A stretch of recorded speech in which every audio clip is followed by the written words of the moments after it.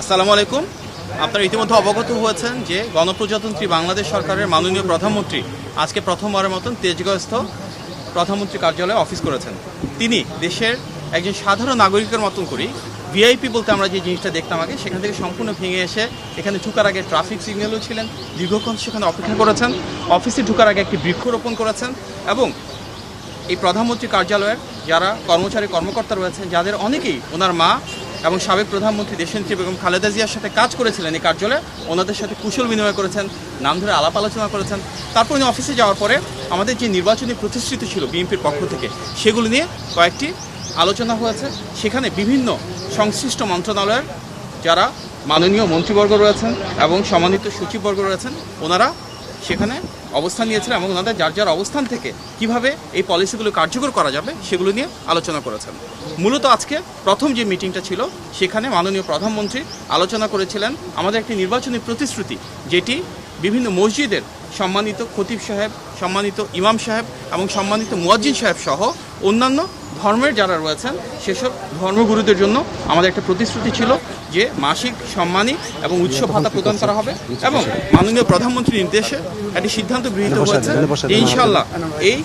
ঈদের আগেই আমরা এটি পর্যায়ক্রমে শুরুর যে প্রস্তুতি সেটি সম্পন্ন করে কিছু কিছু জায়গায় ইনশাআল্লাহ সম্মানিত খতিব সাহেবদের, ইমাম সাহেবদের এবং মুয়াজ্জিন সাহেবদেরকে একটি সম্মানী প্রদান করব ইনশাআল্লাহ। এর পাশাপাশি বিএনপির একটি বড় নির্বাচনী প্রতিশ্রুতি ছিল সারা বাংলাদেশের প্রতিটি মানুষের জন্য যেন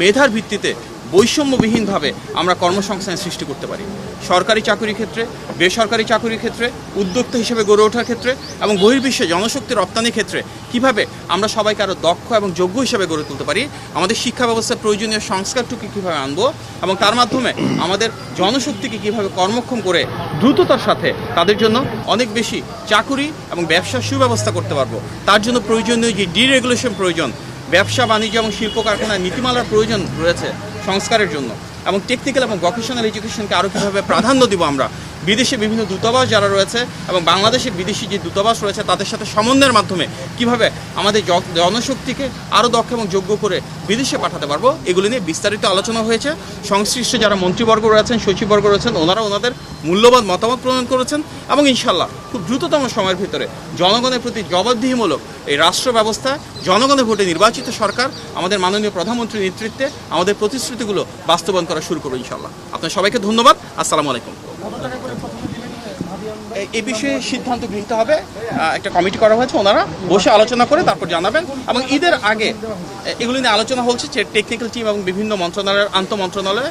আলাপ আলোচনার মাধ্যমে এগুলো সিদ্ধান্ত হবে। মির্জা আলম ভাই এখানে আছেন, উনিও সেই কমিটির একজন গুরুত্বপূর্ণ সদস্য, ওনারা পরবর্তীতে এই বিষয়ে অবহিত করবে। তবে আমরা আপনাকে আশ্বস্ত করতে চাই নির্বাচনের আগে বেশ কিছু জায়গায় ইনশাআল্লাহ এই কার্যক্রম আনুষ্ঠানিক